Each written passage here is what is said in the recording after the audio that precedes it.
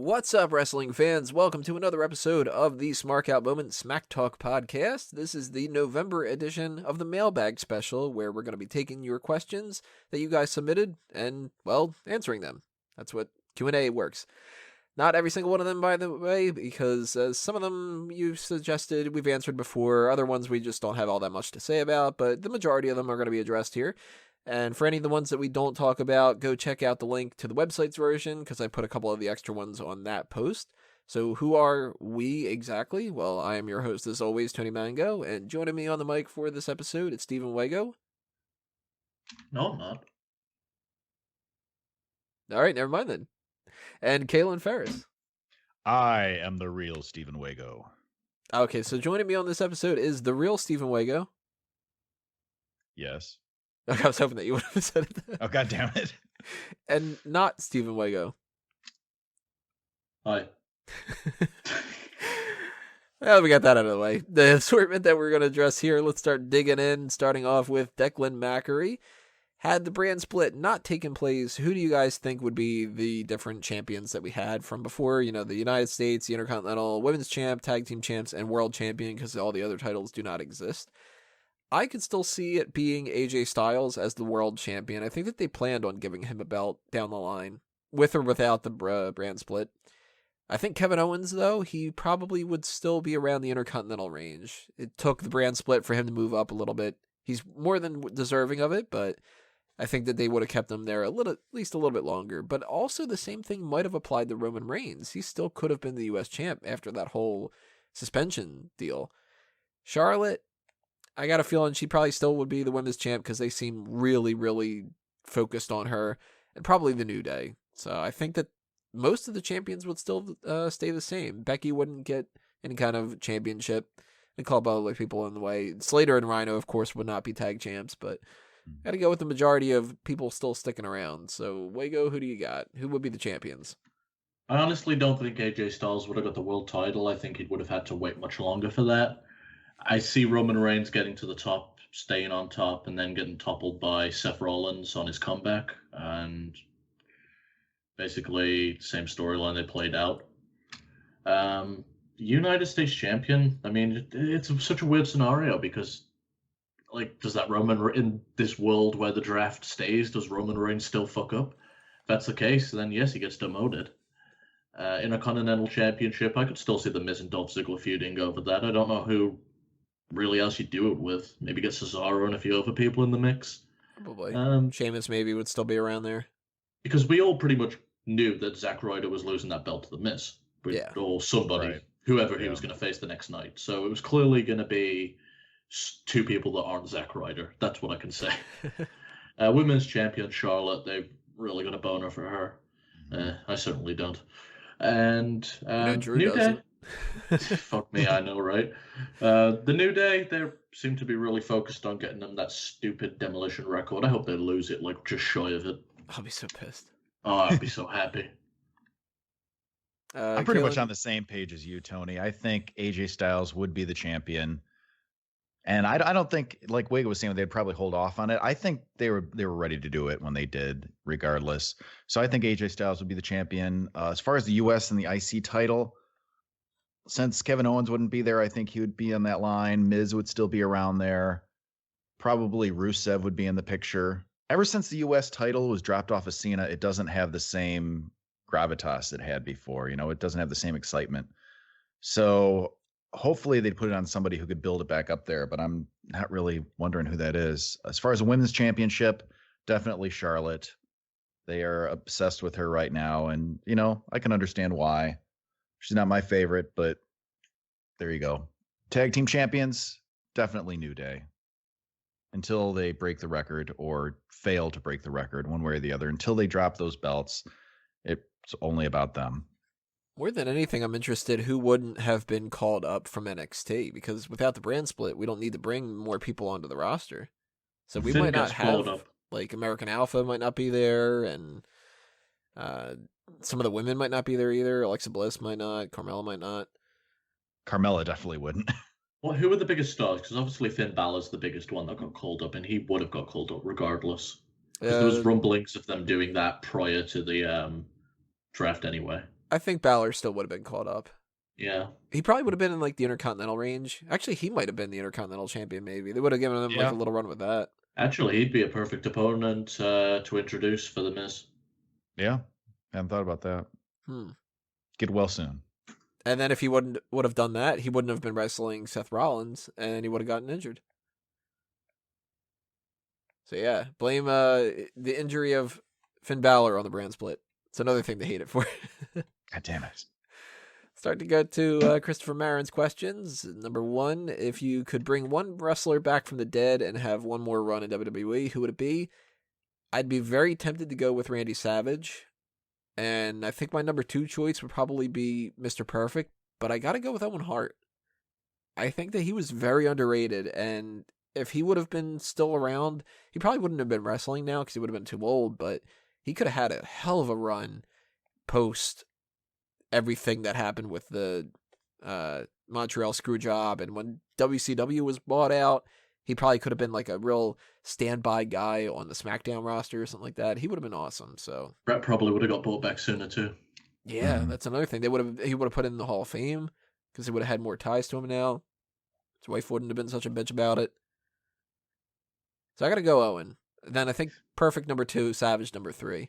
Because I don't think Savage, if he was, still alive, I don't think he'd really be doing much. Hey, Tony, the question said one wrestler, not top 3. Yeah, I then Owen Hart. Yeah. I like all the guys you mentioned, but my biggest thing about them, for the most part, they didn't have any unfinished business. Their careers pretty much ran their course. They would hit their highs, they hit their lows. But look at a guy who kind of had unfinished business, Eddie Guerrero. That's exactly what I was going to say. Yep.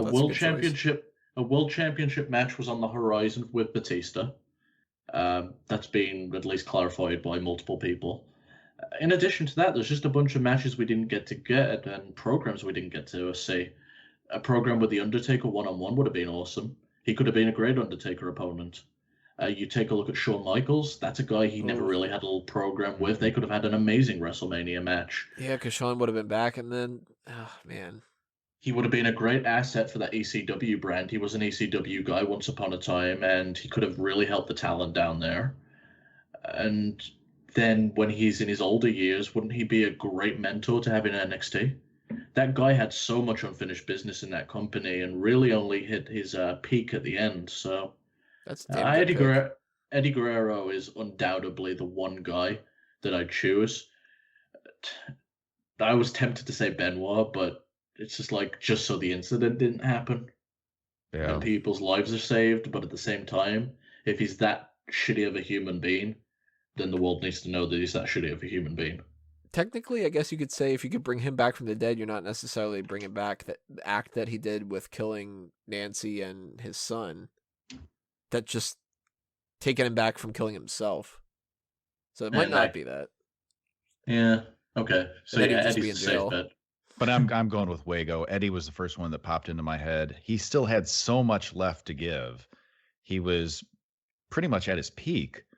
So, popularity-wise and performance-wise, and it was really a shame that we lost him so early. So I definitely have to go with Eddie Guerrero on that one.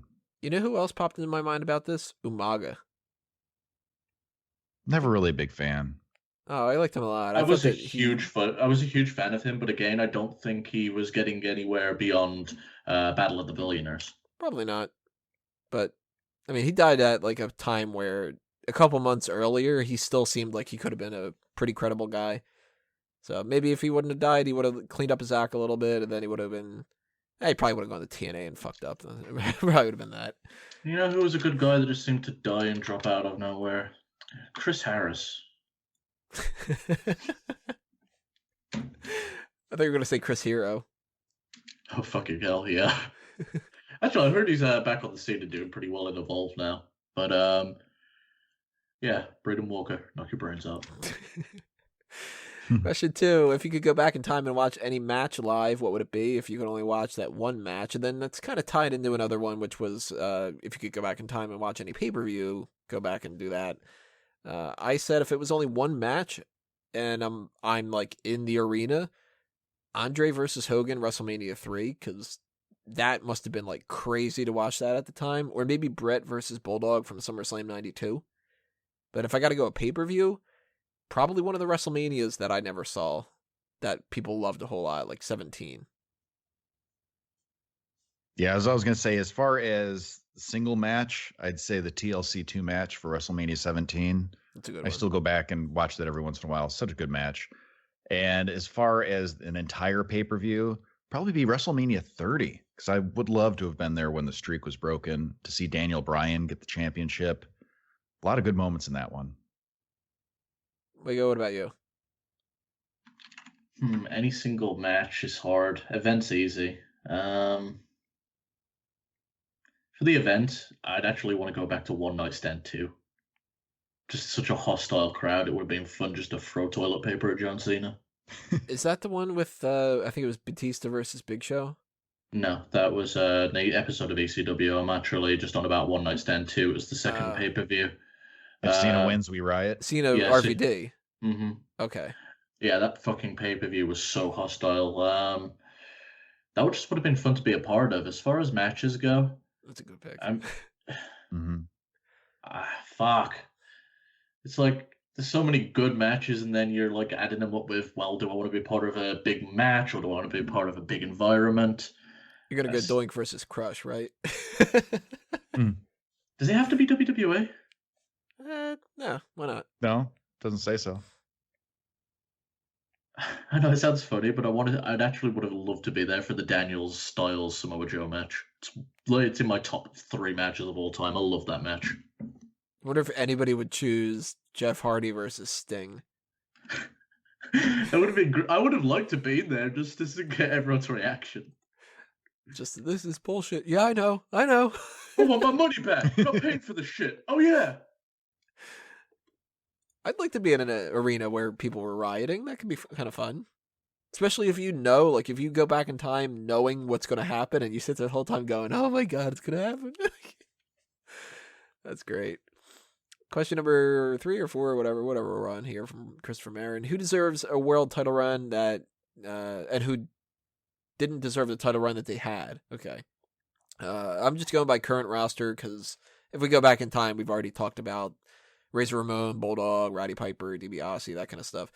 Current roster, I think Sheamus and Del Rio have way too many title runs from what they should have had. They never should have won that as many times as they did. Agreed. Nobody on the roster right now, though, I think is ready for a world title run that hasn't had one. I would have said Kevin Owens a couple months ago, but now he's got one.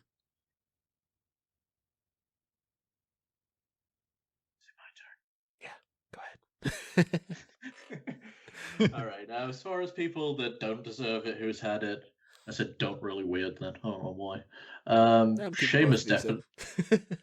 Sheamus had his peak, so I can't say that. But Alberto Del Rio fucking sucked as a world champion. And Jack Swagger, Jesus Christ, who the fuck decided to put a world title on Jack Swagger? You dumb fucks. And then you did it again.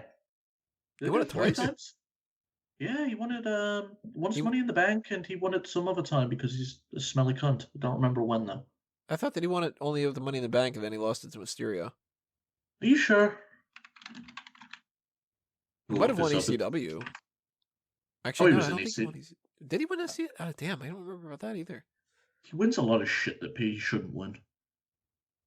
He shouldn't have ever been FCW champion, let alone world champion. Oh, you're right. ECW champion 1 time, world champion 1 time, United States 1 time, Money in the Bank 1 time, Bragging Rights Trophy, and Elimination Chamber. All of which he should not have fucking won. Not even the bragging rights? Nope. It's like you're on that the wrong team here. Jack Swagger's on your team, you have to lose. So Jack Swagger's your pick for shouldn't. What about who should that hasn't had one yet? Shinsuke Nakamura. Should have been champion on his debut. Caleb, what about you? Who you got? Got Sheamus. As far as current roster, who should not have had it? Because just never been very entertaining in his title runs, I don't think. And I've never been a big fan of Sheamus just altogether. As far as who should have a title run, just talking about current roster, because I know we've done the past before. I'm going to say Rusev. I'd like to see the title on Rusev, see what he can do with it. Oh, that was a good idea. Like if he gets like a little bit of momentum, he could do that easy. I've enjoyed it when he's held the other titles, so I think giving him the top title would be a way to go. I think he'll get it now that there's the brand split. I sure hope so. You know, when Brock Lesnar decides to be a babyface for a month, I think Rusev would be a good opponent for him. Yeah, that'd be good. Why not? Yeah, Hasn't happened yet. I'd like that. Still kind of a little bit disappointed that we're probably going to get Goldberg again, but, I still think that that's a little bit better than the Shane McMahon idea. I read a report that that's what they're doing for Mania. It makes sense. Goldberg comes in at the Royal Rumble, Brock Lesnar eliminates him, they set up the WrestleMania thing. That's their blow-off. They're going to set it up the exact same way they did it last time. Yep. Hopefully this time they do the same camera shot where Goldberg's on the outside and he's just going...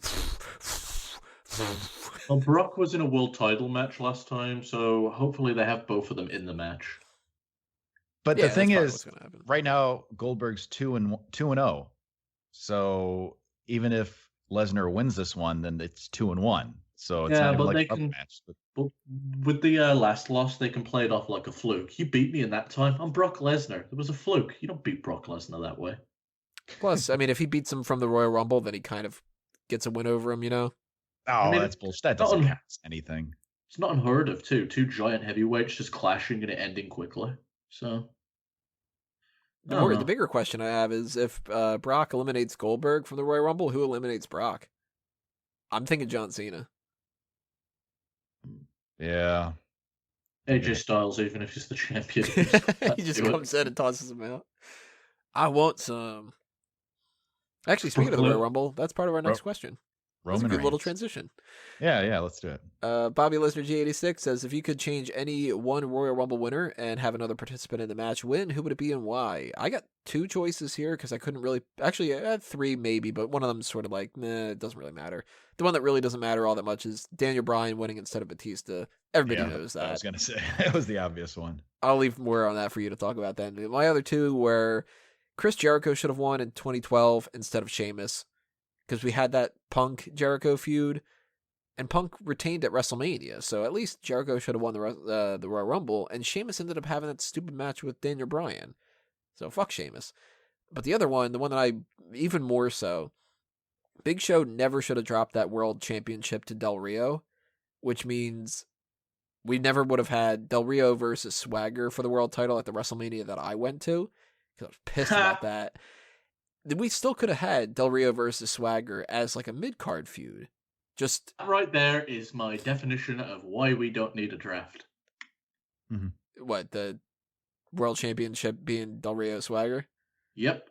You got world title matches that are fucking stupid. Yep. That could have been easily a match that would have been just like, second match on the card or something like that, like a little bathroom break thing. They could have kept the exact same feud too. It's just we the people and all that stuff against the Mexican aristocrat, whatever.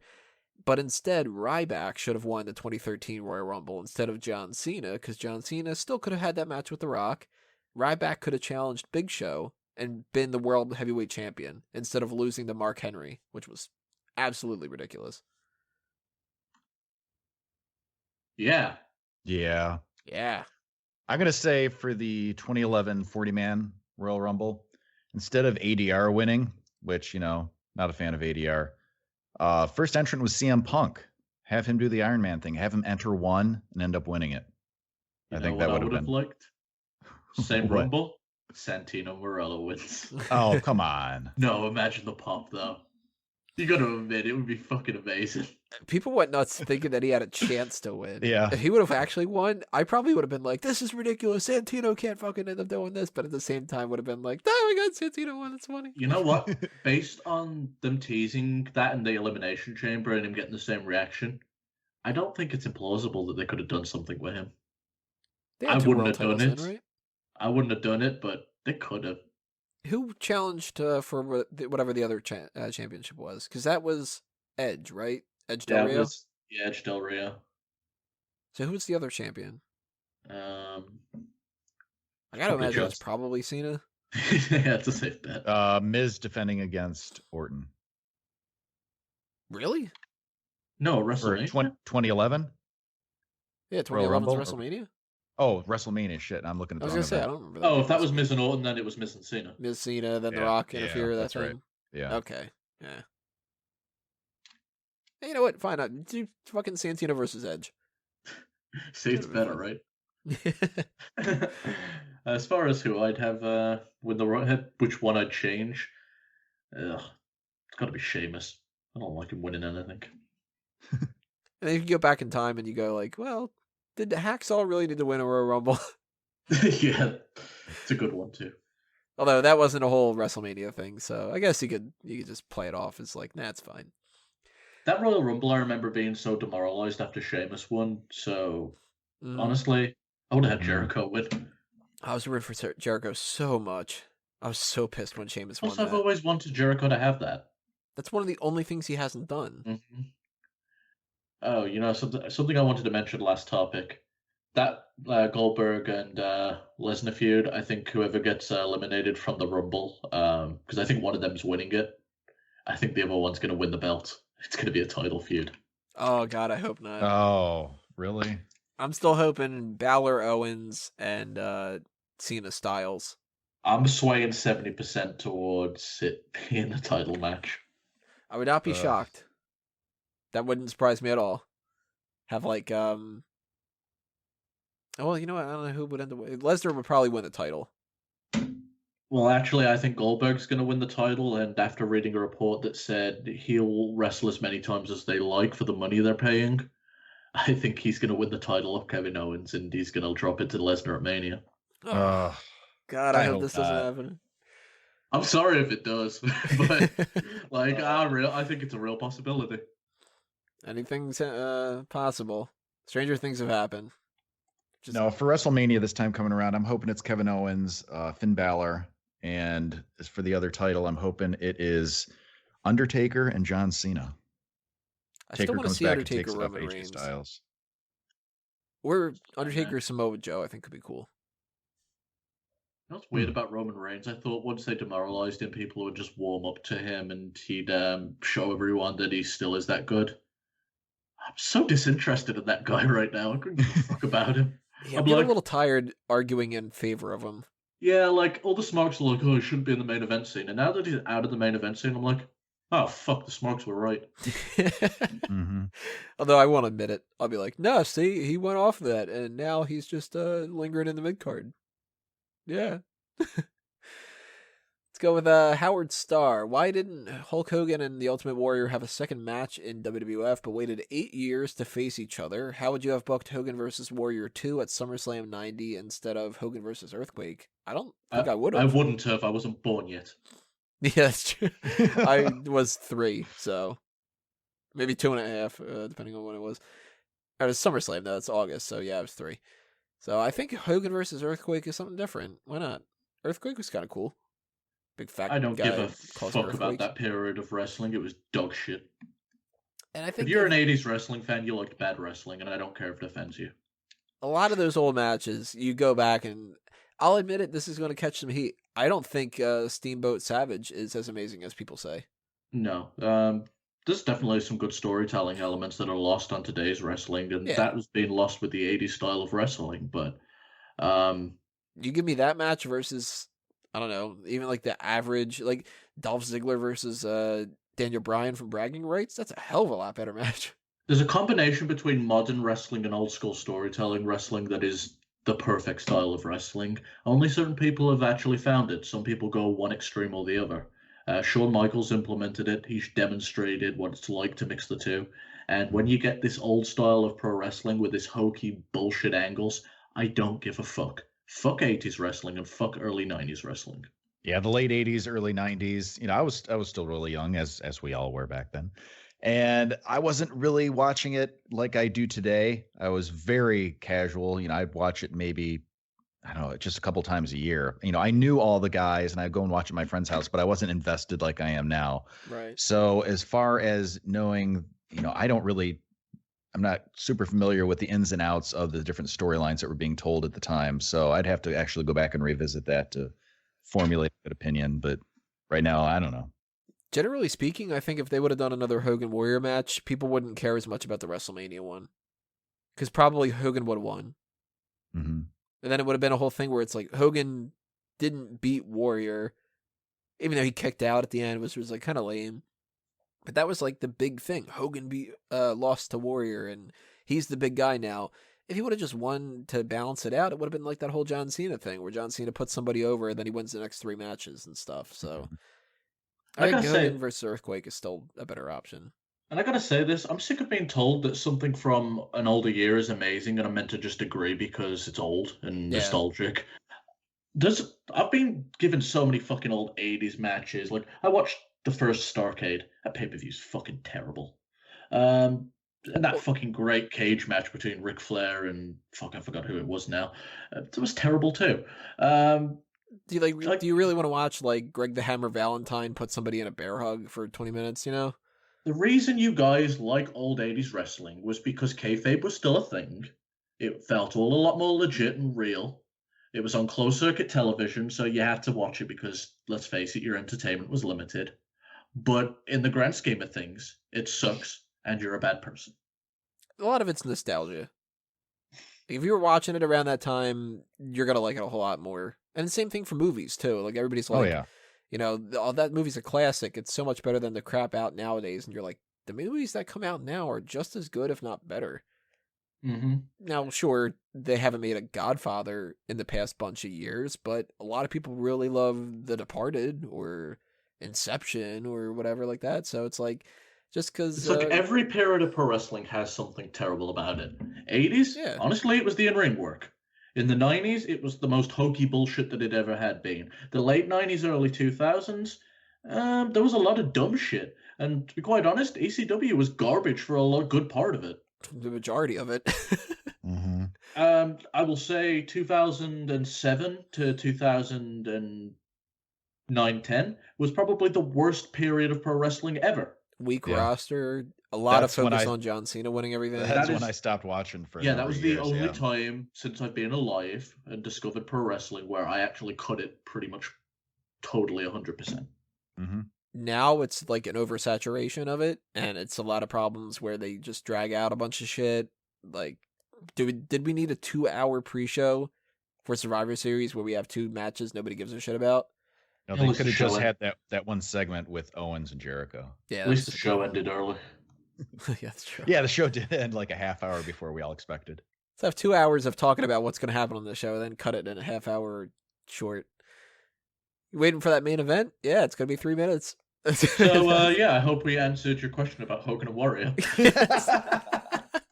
Let's move on to Awesome Piano Man. With the elections finally over and the ridiculousness, but always possible candidates of 2012 being The Rock and Kanye West, do you think we'll get full Stevenson finally entering the running? 2020. Hey, you never know. I think he would do very well in the lower Michigan region. But I don't know. I believe he has a lot of skeletons in his closet, and I believe Cliff Clefton is looking into it. He would be a good puppet master. I guarantee you The Rock could win if he ran. I would vote for The Rock. Legitimately, I would vote for The Rock.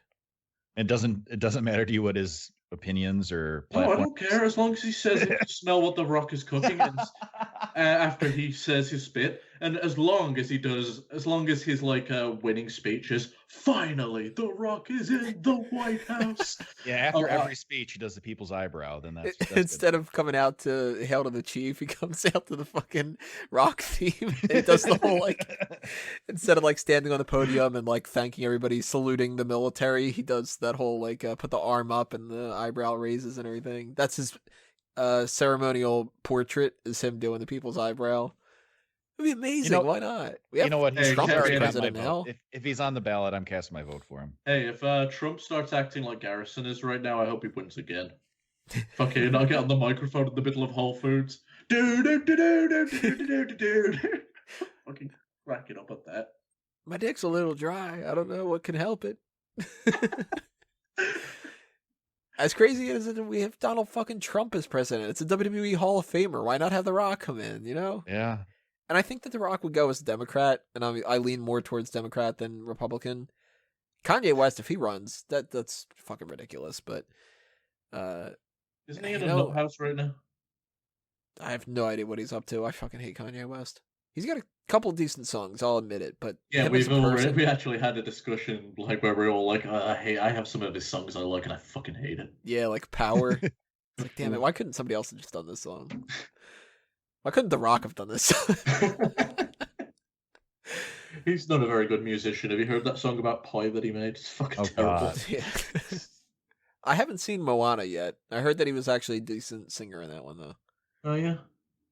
Maybe they just dubbed him over with somebody else, though. I don't know. Hey, his song about Vicky was pretty fun. Question number 2 from Awesome Piano Man. If I'm bored during Thanksgiving, well, that's already passed by, but if he would have been bored during Thanksgiving, what apps should he play for free? I never play any apps or anything anymore. Everything I download, I hate. Oh, I've got one for you. Uber, so you can get a fucking ride away from your relative's dry-ass drywall turkey that's fucking got shitty gravy on because fucking America, for some reason, decided to pick the most dry-ass rank bird it possibly could to celebrate fucking Thanksgiving. Hey, happy Thanksgiving. Here's a dry-ass bird, bitch. Well, then you're cooking it wrong. Oh, fuck off. Every turkey I have ever had, other than like Boston Market, has been dry as all hell. Like, there's this theory that everybody says that when they go, "Oh, my turkey isn't dry, mine isn't." And then you try it, and you're like trying to struggle. I had 2 different types of turkey yesterday. I had a normal, like, baked in the oven turkey, and one that was fried in one of those big fryer kind of things. And you know the difference was? One of them was dry, and the other one was dry and had a slightly crispy edge to it. Everybody's told me that the best type of turkey to eat is fried turkey, and I guarantee it's still going to be dry and rank as fuck. You know what you do?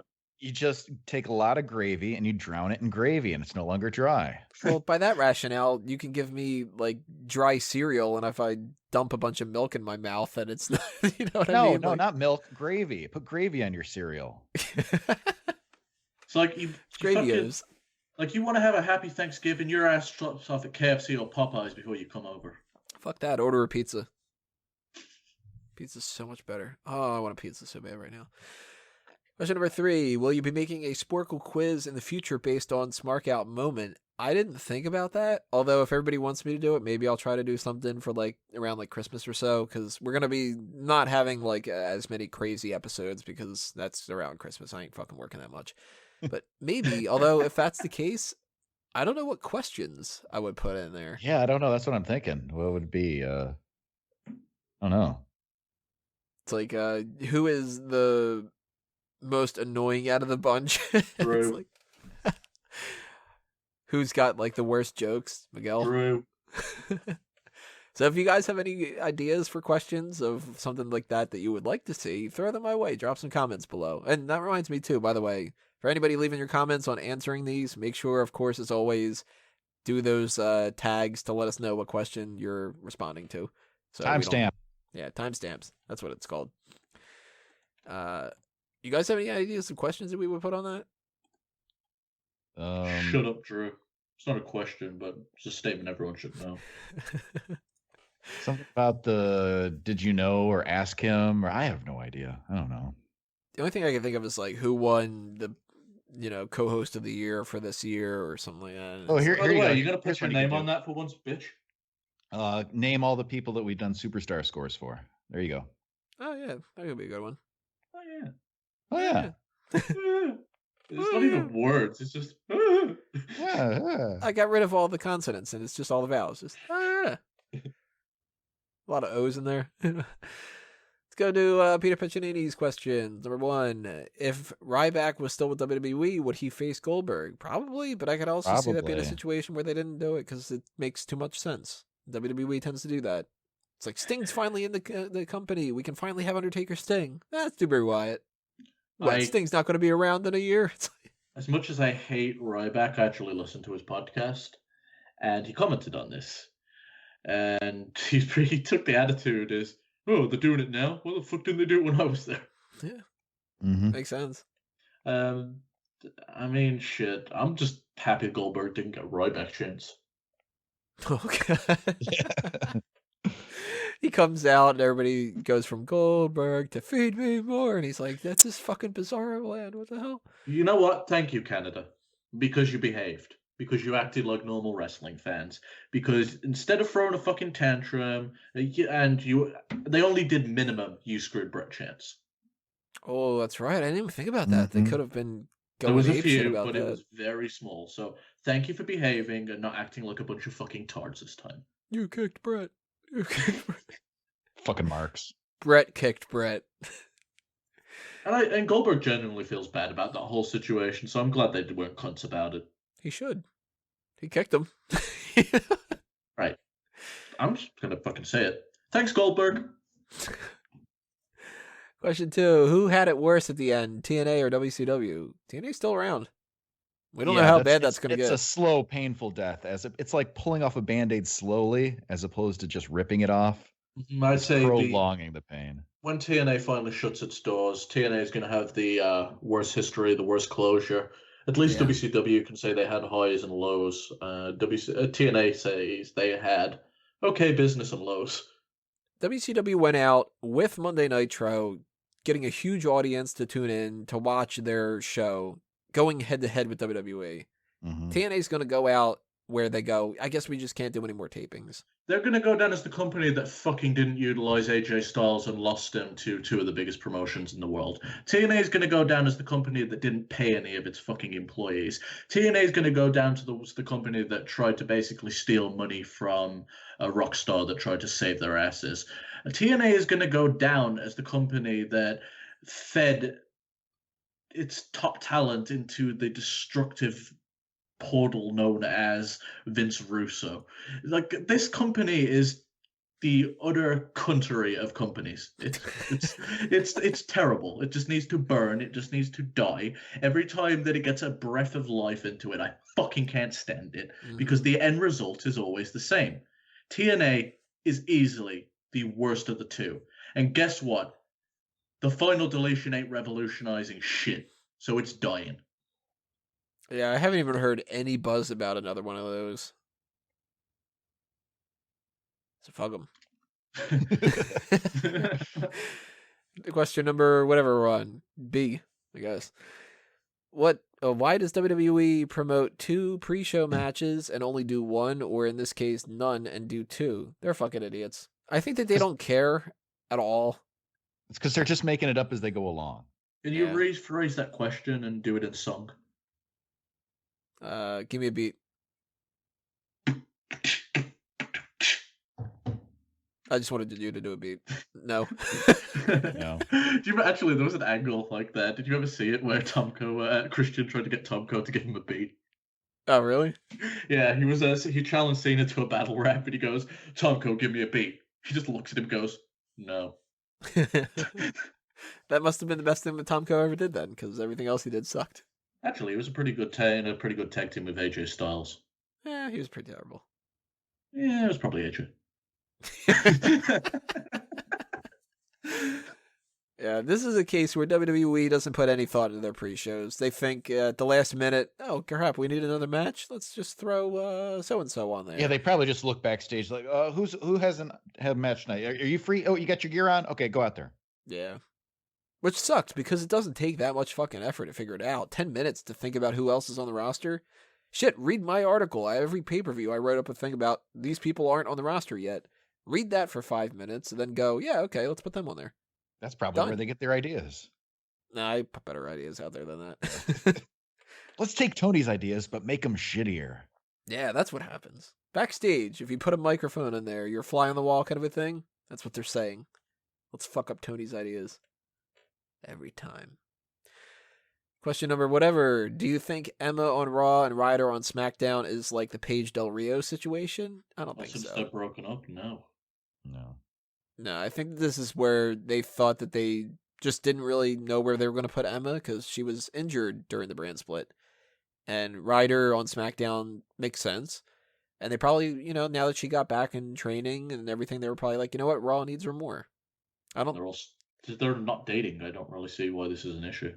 No, Emma and Ryder are dating. No, they're broken up. Oh, they broke up? Yeah, for a while. What are you, fucking TMZ? How do you got the scoop?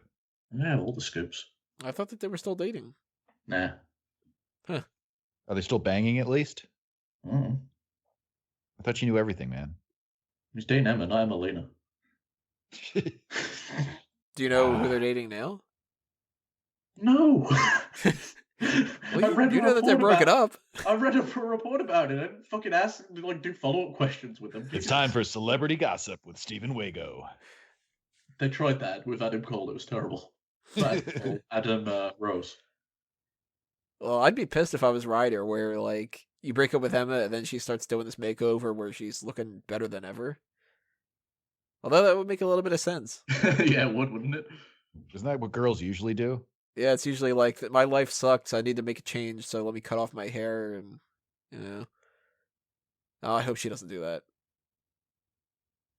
She has been looking good, though. Don't want to make any more chewed gum jokes anymore. What the hell, I still will. So, in 2016... Funny, I just tried to find the report for you guys, and... It suddenly doesn't exist. Well, that's true. But everything that's coming up is just Zack Ryder cancer, and it's funny. Whenever I watch him in the ring, all I see is cancer too. I like Ryder. Stop picking on him. To an extent. You laugh when I do it, so deal with it. It's still funny. In 2016, would you have ever imagined the Spirit Squad and Headbangers back on TV? Not fucking at all. And it goes to show how fucking watered down this roster is, doesn't it? Yeah, I was gonna say if the brand split wouldn't have happened, we wouldn't have sunk this low. It's funny. It's like every episode, there's the dialogue. If only the brand split was. No, I think you're right. Bland split. It is a split. Anyway. I'll admit though, both teams have been a lot better than I thought they would have been. Like, Headbangers are in better shape. I thought the last time I saw them that they were all like fat and everything. They look like they used to. And Spirit Squad, I mean, I'm not really a big fan of Mikey, but I'd be cool with them signing Dykstra to another contract. He's what, like, he was like 19 when they signed him originally, so now he's 27 maybe or something. Still pretty young. Maybe even like 31 or whatever, but he could still be on the roster. I'd be cool with that. Mikey can, he can leave. Who was the other dude that hasn't popped up yet? Because there was those two, then it was Ziggler, and then it was Nick, Mikey, Sean, Kenny, Mitch, yeah, Mitch, fucking Mitch. Dean Ambrose's plant, fucking Mitch. Wouldn't it be great if that's who they brought out with them? Mitch. Sadly, Mitch the Plant coming back would probably get a big pop. He would get a big pop. He was over. He's a potential choice for the best extra character of the year this year. List. Yeah, I was going to say, is the list on the list? The list is over as fuck right now. I'm still 50-50 about whether I should add the list, because the list, I have to. It's just a prop, and it hasn't been given a name. That's the thing. Like Francesca the trombone and Agnes the bagpipes, they've got names. It's the list of Jericho. That's its name. The list of Jericho. Maybe. If you don't add it, I'm going to be pissed and quit the show.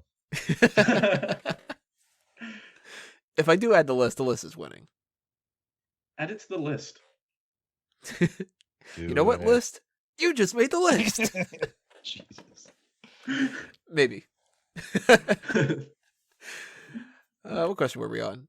Spirit Squad 1. Okay, Tony, do you like doing the shows alone or together? I know it is scheduling conflicts, but will a band ever come back together? I got 3 people in this one. Yeah, so suck it. 3-man band until one of us doesn't show up next week. And then it's a 1-man band. No, I really like doing a 3-man setup the best. I think that the way, you can listen to this one. We're going back and forth, but it's not, nobody's talking too long or too short. I think when we get, 4 or more, it starts getting to where nobody can really talk all that much, or it just goes on for fucking ever. But Tony, joke here that doesn't have any context. You're going to want to edit this out later. I don't like doing the 1-man shows. It's easy, to edit and everything like that, because I don't have to do as much editing and whatever. The episodes are half as long, but it's not as good. I'll fully admit that. If I can't do it back and forth, then it's not as fun. So yeah, the whole thing is scheduling. I think 3 people is the ideal number. Some of your alone shows are better. Depends who you got on. It depends on the topics too. If we have a bunch of lunch bags for the hot tags, then it's not going to be as good as if we've got some crazy small package to talk about or anything like that. So it's all a scheduling thing, though. I mean, if I can get more people on, I always try to get more people on. So blame these guys. I actually might do some kind of an open house thing. Maybe call it in your house. I don't know. There you go. But if I do something like that, then I'll put something out there for people to join in. I'm looking a little bit into Facebook Live and the YouTube Live stuff. So I might try to get more people involved that way. But who knows? So Who knows? I know that most people are going to say that they don't like the one-man shows, and that's going to be that feedback survey that I put up. People are going to be like, yeah, it's not as good as it used to be. I'm doing the best I can do. Fuck you. It's either that or no content. So suck it up. Exactly. Either we don't have hot tags for multiple weeks in a row, or I do it on my own. You know. Although now that 205 Live is happening, I might not be able to do hot tags on Tuesday nights anymore. I might have to push that back. So in the future, we might have to have a different setup where maybe we do like Wednesdays. We don't have the hot tags in the Ask Him. Maybe we do like the predictions for the pay-per-view that week or something like that. And maybe Fridays we do more episodes. I don't know. You're insistent that if we do a show on a Friday, that it's not going to get many hits. Will any of you care if Tony does one of the segments more often on Friday? I want to put it into test. Tell me whether or not you will help with the hits. There you go. Share it around more, that kind of stuff. I mean, at the very least, we could try it one time. One time's not going to kill me. But if 205 Live gets into the mix a little bit and messes that up, then we might be rescheduling a little bit. And if we reschedule in a way that we can get more people involved, then who knows? So pay attention to what's happening over the next few weeks, because that's going to be a good indicator. By the time January comes along, we'll figure it out, because then we get the holidays and it's all crazy. Last question from Peter here, and then we have, I think, 2 from Silent of Doom. Can Brock Lesnar ever show his face again in WWE after his match with Goldberg? Of course. Oh, yeah. Brock broke the streak. Looking back, would you rather have somebody else break the streak? Wait, I'm going to start with you on this one. Was the only guy that should have done it. Nobody else? Nope. Never. I mean, you could have tried it with Orton back when he was doing the Legend Killer thing, but then he still wouldn't have been in the right spot for it. Kalen, what about you? Because I do have somebody I think I rather would have had. I know not a lot of people are going to agree with this, but it should have been John Cena. That's my pick. Should have been John Cena, and this should have led to the much desired John Cena heel turn. I would have squeezed in one more title run before this, have Cena hold the title one more time and drop it again. So it would have been Taker versus Cena with the title on the line. And it was the streak versus John Cena getting his record 16th, or tying the record for 16th title run. And Cena would win by some devious means. He'd be so obsessed with getting that record that he would cheat, and like somehow with foot on the ropes or getting their low blow or something, but he would cheat, so that would lead to a John Cena heel turn, which would be huge. He would break the streak, which would be huge. So having those two things together, that would have fucking blown everybody's mind. I think it would have been wonderful. I think you couldn't do the title at the same time, because then that's 2 times that you can do a big thing with Cena. But I do think Undertaker retirement match, maybe. Mm-hmm. And it's an Inferno match. An Inferno in a cage inside of a bamboo structure too. If you play SmackDown, just bring it 100 times, you'll unlock that match. You also have to use strength for the truck, right? Silent of Doom's questions here. Are there any What was creatures? yours, Tony? You didn't say. Yours was John Cena. Okay. Yeah, John Cena beating Undertaker in a retirement match. Oh, okay. I would have gone with that. So basically, as much as I don't want to see the Undertaker retire, I think he could have won the past few years, and whenever he decides to retire, that could have been John Cena's thing. All right, And I thought you were might going to not come have up with even something necessarily original, not just heel. copy my answer. Okay. Silent of Doom's questions here. We got a couple more on the website itself that we've answered a couple of these before, but let's see here. Are there any creatures that you would like to rename to something better? What the hell does that mean? Yeah, I'm assuming you mean animals. You fucking weirdo.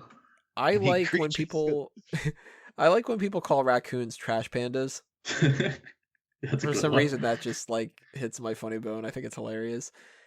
It pisses me off a little bit that beetles aren't a form of bee, because it's bee in there. It's like you could have named it anything else other than bee. You change one letter and it throws it all off. But the only thing I could think of, because it's hard to think of what would you rather name a cat? It's like, I don't know.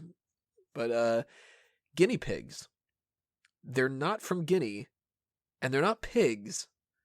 So you should have named it something closer to what they are, which are like the hamster, rat, kind of gerbil kind of things. And if they're Cavey. all rodents and they're these round little fluff balls, I got the name for them. Roundins. Fuck yourself. I think for bullfrogs, I would have called them Chazwazzers. God damn it. Damn it, why didn't I think about that one? But seriously, flying foxes. They're not foxes, they're bats. Why do you call them flying foxes? They're fucking bats. So that's what I would do. And those things don't fly either, they glide. That's true. I'd call the No, bats platypus. fly. I'd call the platypus a fuck duck because they're just fucked up ducks. It's just like the derpiest animal. Okay, like it's bad enough that it looks like it's a fucking weasel mixed with a duck. It's got poisonous elbows. Who the fuck gives anything poisonous fucking elbows? I'd hate to be sitting next to one of there where it wants to do one of those things where it's like, it's elbowing you. Know what I mean? Oh shit, sorry, Tony. You know what I mean? Oh, you're dead? How perfect of a name, though, is sloth? Those Yeah, things pretty fucking are accurate, right? And they're just like the chillest thing in the world. They just like hang on a branch and they're just like, yo, this is awesome. What's up? On the same token, are there any cryptozoological or supernatural things not of a religious nature that you believe exist or could exist? I am huge into conspiracy theories and cryptids and all sorts of different things like that. So I don't think most of the reports about them are true. Like, especially if you even talk about like aliens, when people are like, oh yeah, I was beamed up and they shoved something up my ass and all that. I don't buy any of that stuff for the most part, but we don't even know everything that's on the surface of our planet, let alone all the shit in the ocean. Mm-hmm. And then if you talk about the alien stuff too, on top of that, it's like then all the galaxies and all that. Some of the stuff has to be true. People would have thought that the megalodon wasn't a real thing, and we found teeth that are the size of like a fucking house. So if we keep finding stuff like that, the dodo bird and coelacanth and all that stuff, who's to say that Bigfoot doesn't exist? It's some kind of, same thing as the abominable snowman and the Yetis and all that, Sasquatch. It could just be this weird version of a bear or something. Loch Ness Monster. Who's to say that there's not some kind of fucking dinosaur still living down in the ocean? I don't specifically believe in any certain thing, but more often than not, you'll find something that was once conspiracy actually be given an argument or a hint of truth to later on in life. There's a bunch of shit that we just simply don't know, so I try and stay open-minded. I don't blow things off as conspiracy theory. If there's an ounce of truth to it, there's something there, even if it's not the big picture that people like to theorize. So, nothing specific, but a lot of people like to just wave anything off as bullshit. I say keep an open mind because you don't want to be on the wrong side of history. There's a lot of unexplained phenomena, so we obviously don't know everything. And like you were saying, there's a lot of creatures that are being identified all the time. We recognize new species and name them and stuff like that. But as far as, the big ones, I think I'm erring on the side of not believing until there's more evidence. Sure, there's things that are unexplained, but I think there's rational explanations for everything. And for the most part, yeah. Yeah. I mean, there's, a lot of stuff that's really inexplicable, but I'm sure there's some good reason for it. I don't think it's, a wizard did it.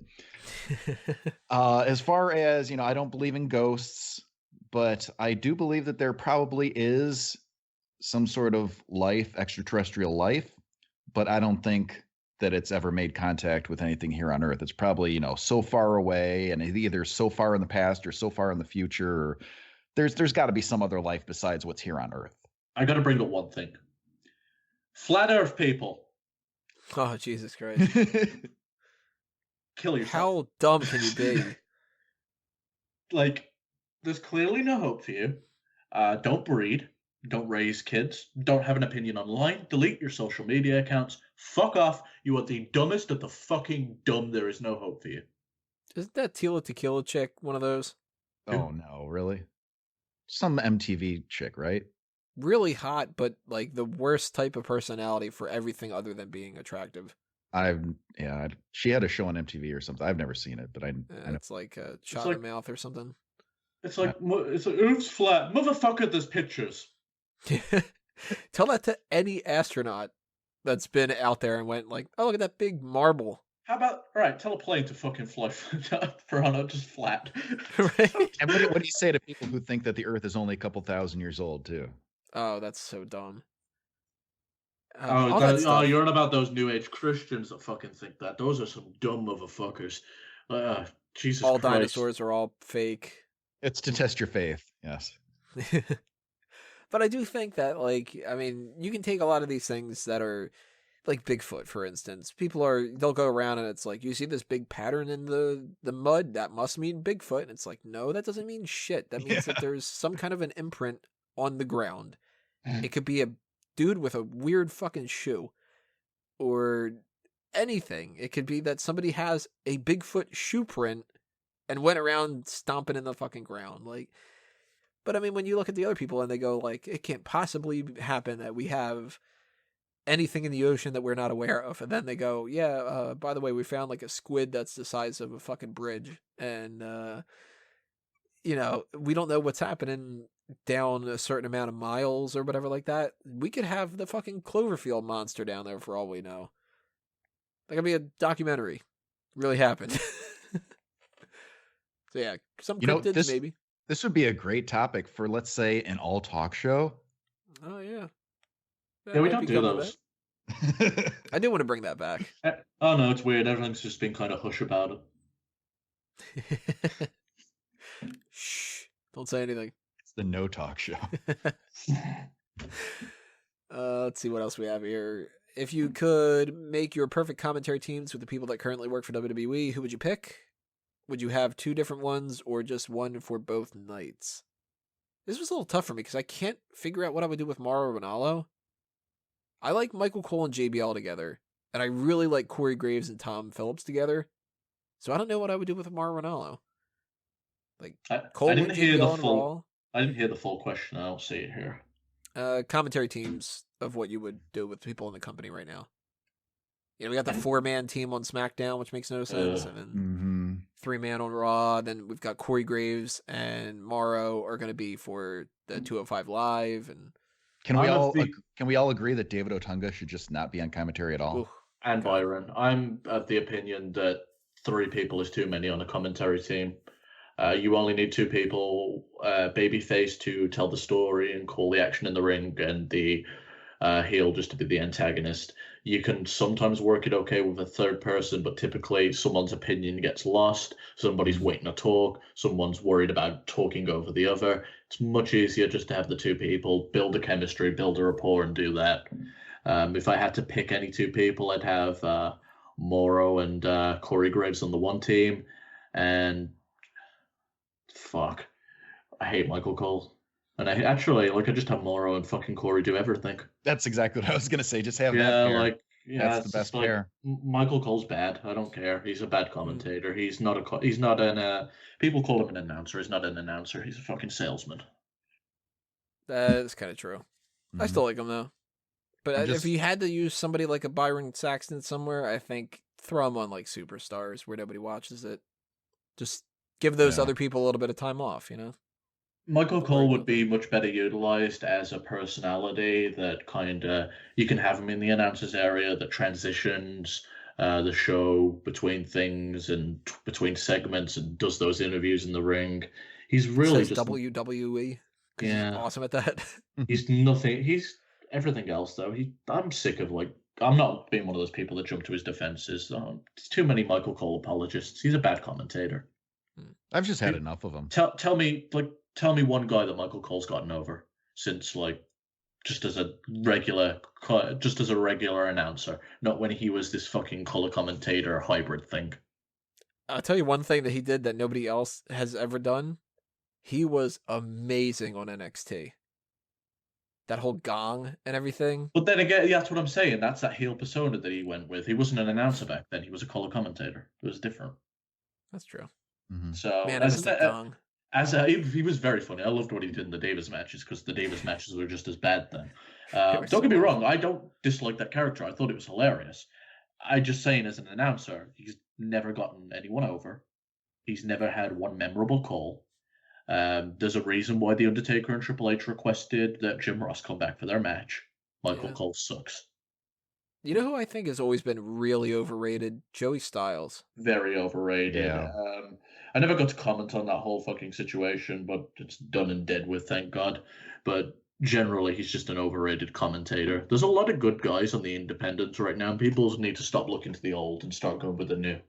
I did like Heyman when Heyman was a commentator. Heyman is one of my top 3 color commentators of all time. Yeah, he was Heyman good. was good, yeah. Heenan to me is still probably the best heel commentator. Honestly, yeah, I'd probably have to say Heenan. Then Lawler was great for a while. Yeah, then I'd say Paul Heyman, and then I'd say Jerry Lawler Prime back when he was just offensive. I really hated Booker. I really hated Taz. Booker is the worst color commentator of all time as far as I'm concerned, and that's saying a lot because Byron Saxton has a job. You know who was underrated? I think he actually should have gotten a little bit more praise. Matt Stryker. I think Matt Stryker's a fantastic commentator. I think he's a better announcer than he is a color commentator. But I thought he was just very average. I thought he was solid. I think he got a lot. I think he was made to look like an idiot by the people that sat by him. They clearly didn't like him, and they showed that on the broadcast. And when you do that to somebody, they can't get over. Their shit's not going to stick. It's part of the reason why we all hate Byron. The guy is like. There's an element to that. I guarantee he'd be a much better broadcaster without being hammered on all the time. And I mean, you've seen it. He's much better since JBL went. JBL, that's a guy that's fucking terrible that needs to go away.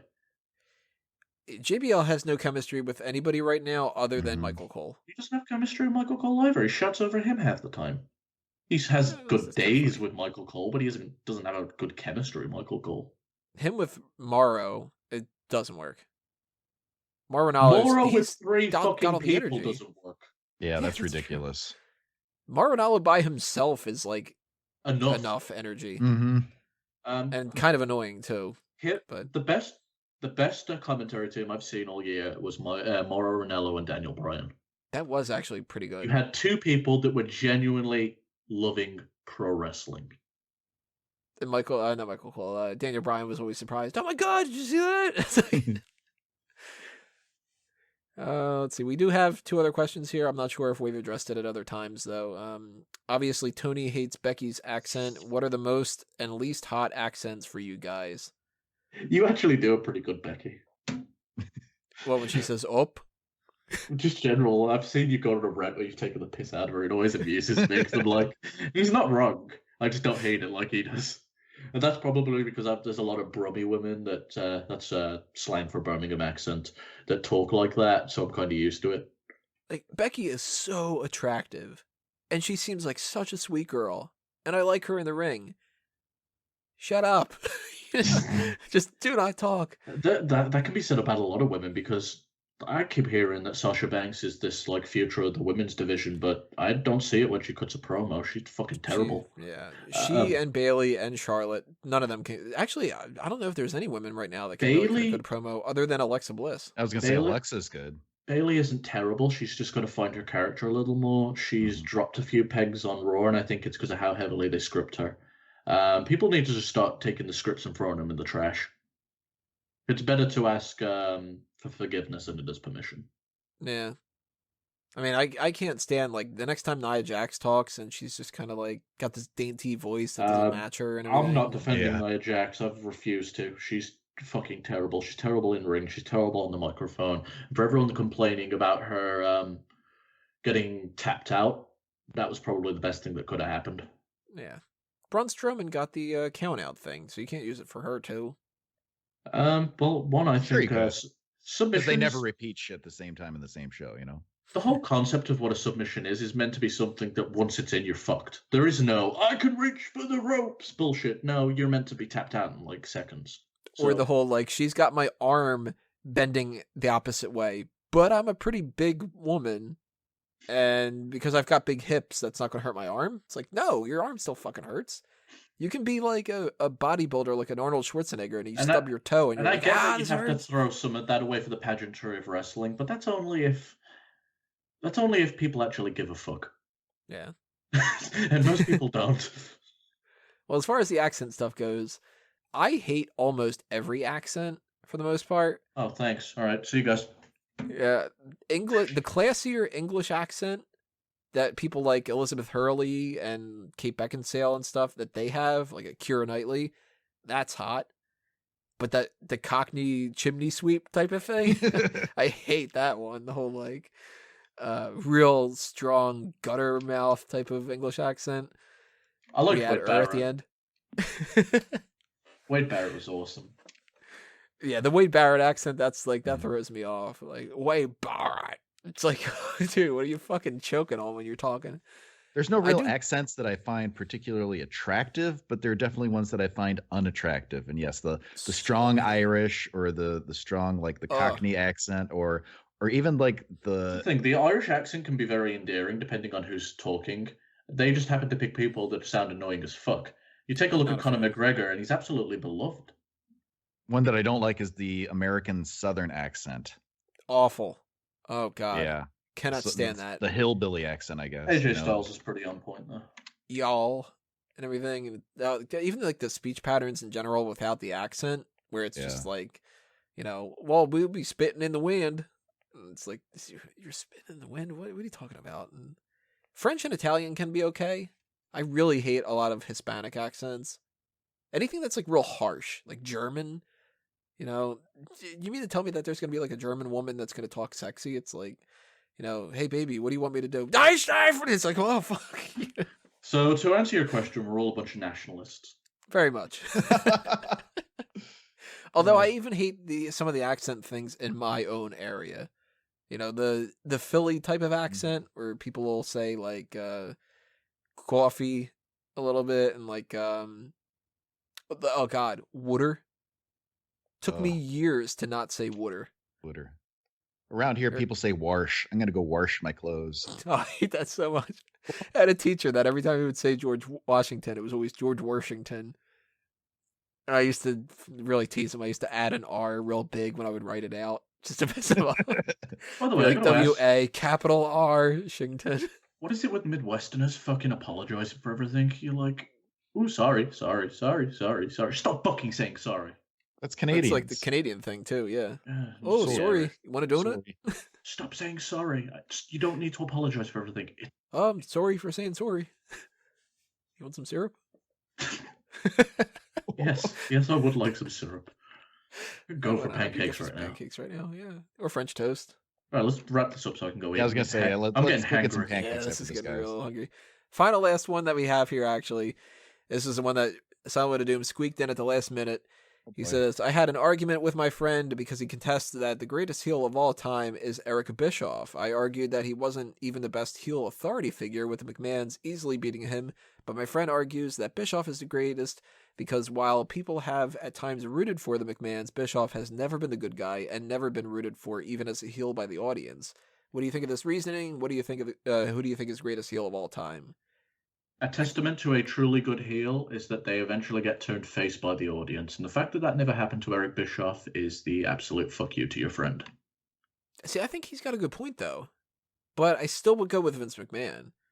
Because Bischoff was just like a slimy businessman, and that's it.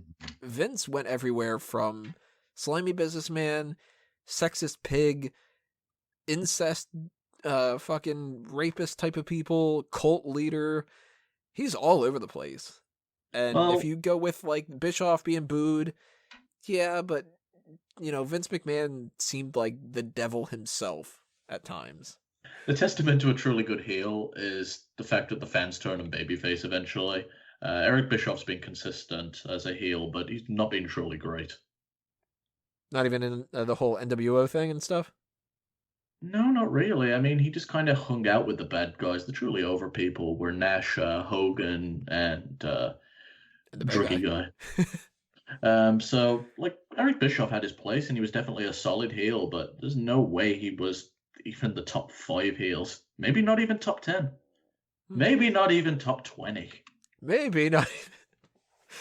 Caleb, what do you think about this? Bischoff, McMahon? Oh, or is it's there a got to better be one? Mr. McMahon. Vince has been consistently the best heel ever since he took on that persona. And he's gone through many variations of it. Going against, the whole Stone Cold thing was gold.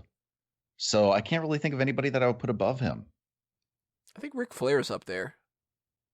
He's great. You know Even who else is up there? Roman Reigns. yeah, Ted DiBiase's got to be up there.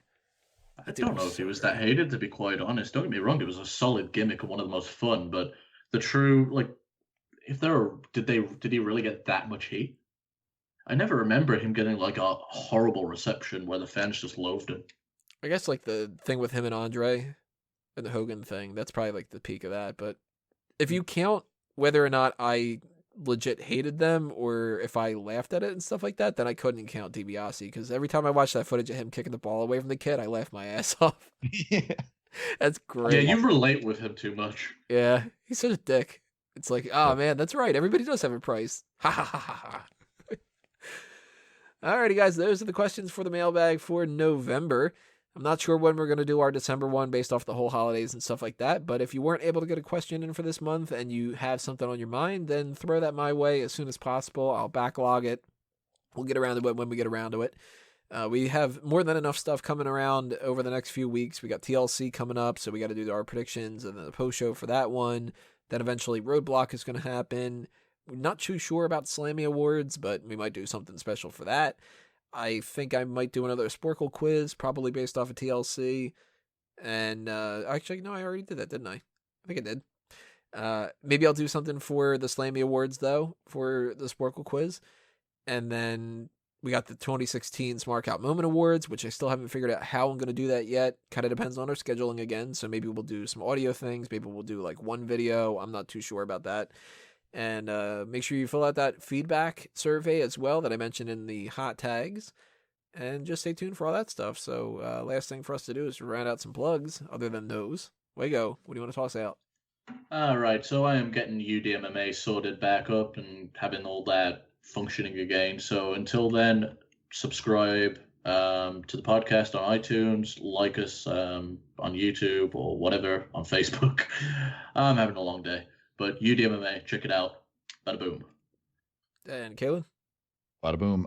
You can check me out on Twitter at Kalen Ferris. Check out Northwest Ohio Wrestling on Facebook.